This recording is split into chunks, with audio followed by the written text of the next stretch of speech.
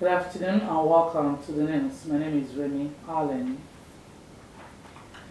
Ondo State Governor Lucky Aiyedatiwa says the need to always prioritize the welfare of residents towards a better living condition is paramount to his administration.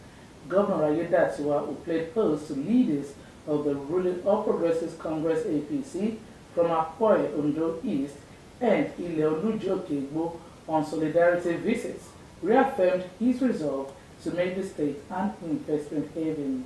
The governor, who tasked the visitors on unity of purpose, urged more support for his administration. Government House correspondent Wahab Bankole updates this story.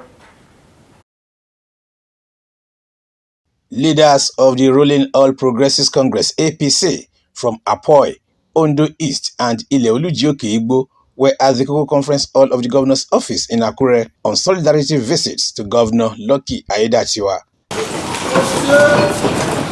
The party leaders, who extended their condolences to Aiyedatiwa and people of the state over the passing of late Governor Oluwarotimi Akeredolu, also congratulated Aiyedatiwa as the 7th executive civilian governor of Ondo State.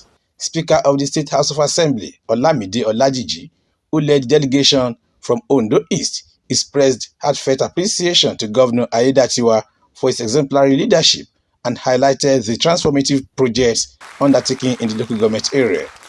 My people from my local government also want to appreciate you for what you have done for us.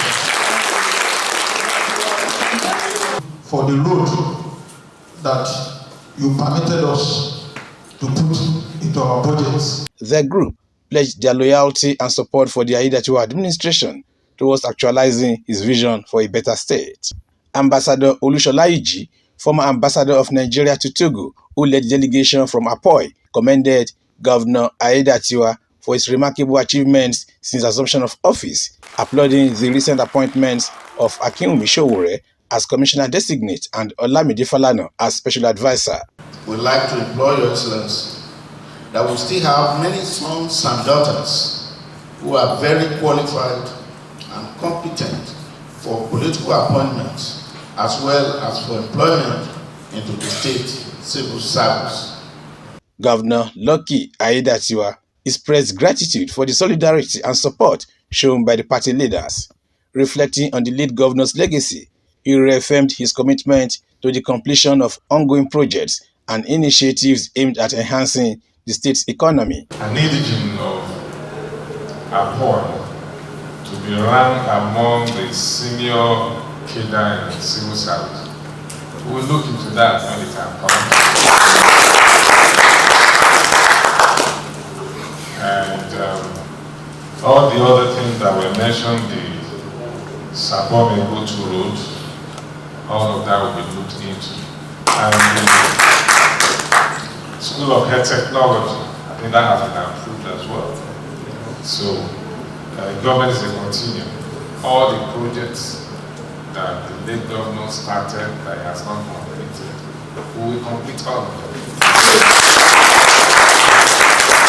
Governor Aiyedatiwa said the visits have set a positive tone for collaborative governance and continued progress, assuring the visitors of his determination to lead the state to greater heights, building on the foundation laid by his predecessor.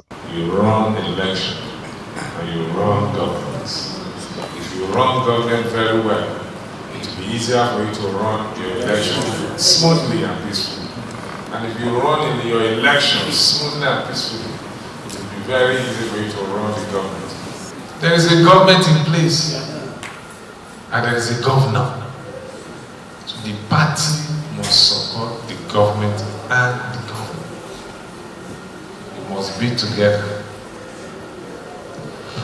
Government to the man over, the party man over. We need your we must work together. Other leaders from Ile-Oluji-Okigbo also applauded the strides of Governor Lucky Aiyedatiwa. We are seeing vision in leadership. We are seeing passion. We are seeing commitment. We are seeing dedication. In an interview, Chief Nathaniel Fakunda restated the unalloyed support of people of the community for the Aiyedatiwa administration. He emphasized the importance of heeding good advice while maintaining the positive trajectory of development in the state. The solidarity has further solidified the bond between the party and Aiyedatiwa administration, depicting a shared commitment to advancing the interests of the state and its people. Wahab Bankole, Osrc News. The present administration in Ondo State has spent about 22 billion naira to reposition the basic education subsector in the state. Governor Lucky Aiyedatiwa, who received in audience board members of the State Universal Basic Education Board, SUBEB, at his office in Akure, said his administration will sustain and improve every effort at promoting the sector. The governor said the importance of basic education to the overall development of the state cannot be quantified. Government House correspondent Wahab Bankole again completes the story. The board members of the Ondo State Universal Basic Education Board, SUBEB, were led to the governor's office in Akure by their chairman, Victor Olabintan, to meet minds with Governor Lucky Aiyedatiwa on how to further advance the basic education subsector in the state. Olabintan, who commended Governor Aiyedatiwa for his dedication to promote the sector, said about 22 billion naira has been spent by the present administration to reposition the sector in the last 7 years. Truly, in Ondo State, the basic education subsector is free for everything. We provide all that is, including locker and even materials that pupils use in the primary schools, textbooks, we provide for them. I want to thank the state government for this job. Olabintan, who congratulated Aiyedatiwa on his elevation as governor, also highlighted some challenges facing the basic education subsector level and the need to increase their running grants.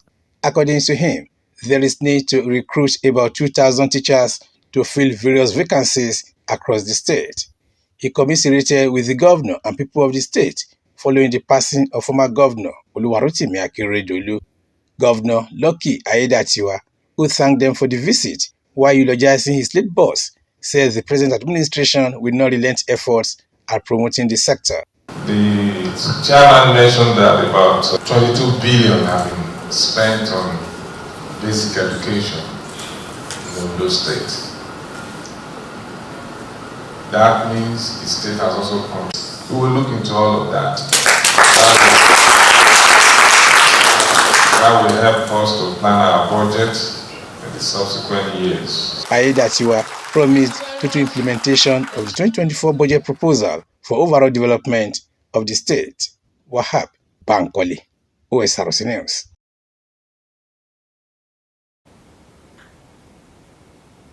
Northern Traditional Rulers and the Nigerian Bar Association, NBA, have decried the hardship in the country precipitated by the fuel subsidy removal, which has resulted in higher transport costs and food inflation.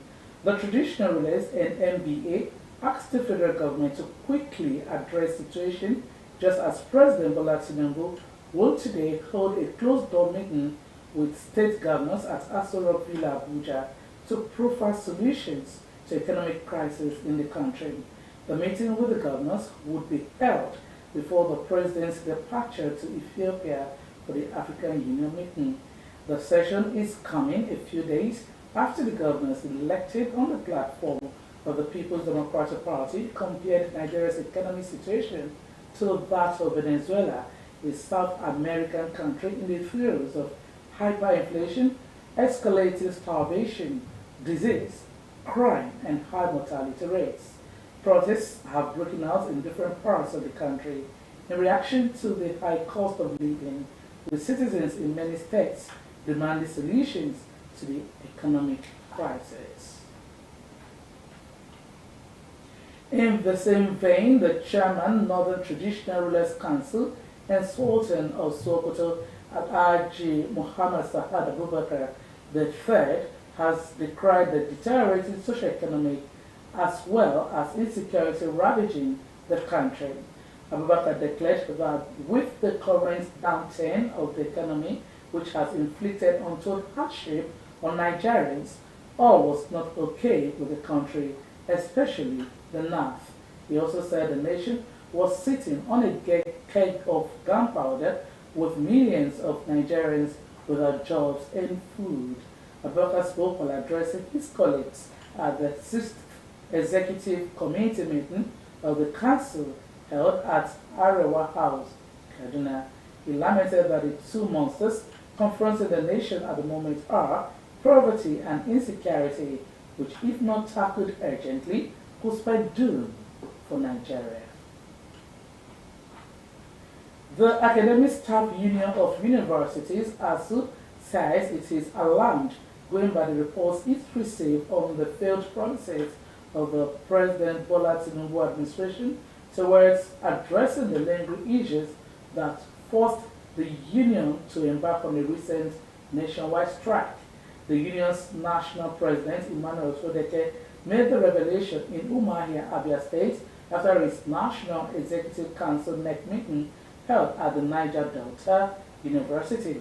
Sodeke said Council was seriously alarmed by reports of increasing number of Nigerian academics who have died or are currently nursing life-threatening ailments as a result of work-related stress and pauperization arising from failed promises by the government.